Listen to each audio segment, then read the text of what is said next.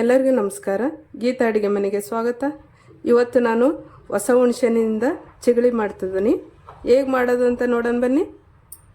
100 ಗ್ರಾಮ್ನಷ್ಟು ಹುಣಸೆಹಣ್ಣು ತಗೊಂಡಿದ್ದೀನಿ. ಕಡ್ಡಿ ಎಲ್ಲ ತೆಗೆದ್ದೇನೆ ನೋಡಿ.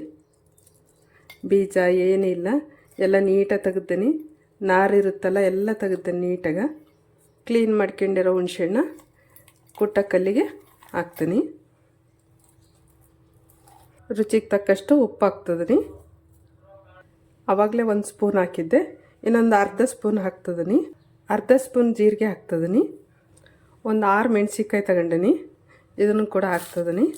ಬೆಲ್ಲ ಒಂದು 50 ಗ್ರಾಮ್ ಹಾಕ್ತಿದ್ದೀನಿ. ಬೆಳ್ಳುಳ್ಳಿನ ಸಿಪ್ಪೆ ತೆಗೆದು ಒಂದು ಗಡ್ಡೆ ಹಾಕ್ಯಂತಿದ್ದೀನಿ. ಇದನ್ನು ಪೂರ ನೀಟಾಗಿ ಕುಟ್ಕೋಬೇಕು. ಕುಟ್ಟಬೇಕಾದ್ರೆ ಎಲ್ಲ ಅಂಟ್ಕೊಂಬಿಡ್ತೈತಿ ಇದು. ಇವಾಗ ಮೇಲೆ ಕೆಳಗೆ ಮಾಡಿ ಕುಟ್ಟಬೇಕು.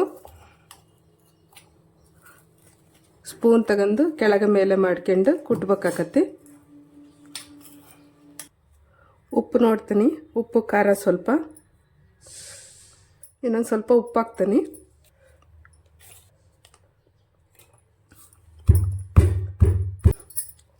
ಎಲ್ಲ ಕೆಳಗಡೆ ಹಿಡ್ಕೊಂಬಿಡ್ತೈತಿ ಇದು.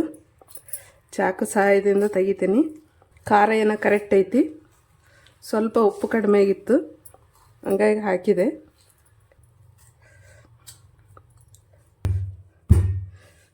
ಇವಾಗ ಕುಟ್ಟಿದೆ ನೋಡಿ.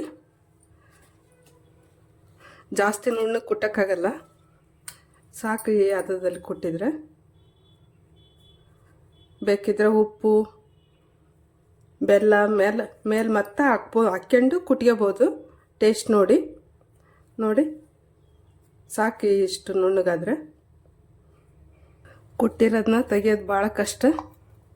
ಒಂದು ಸ್ವಲ್ಪ ಟೈಟಾಗಿ ಹಿಡಿದಿರುತ್ತೆ. ತೆಂಗಿನ ಗರಿ ಕಡ್ಡಿ ತಗೊಂಡಿದ್ದೀನಿ, ಮತ್ತು ಉಡ್ಡಿನ ಸ್ಪೂನ್ ತಗೊಂಡಿನಿ.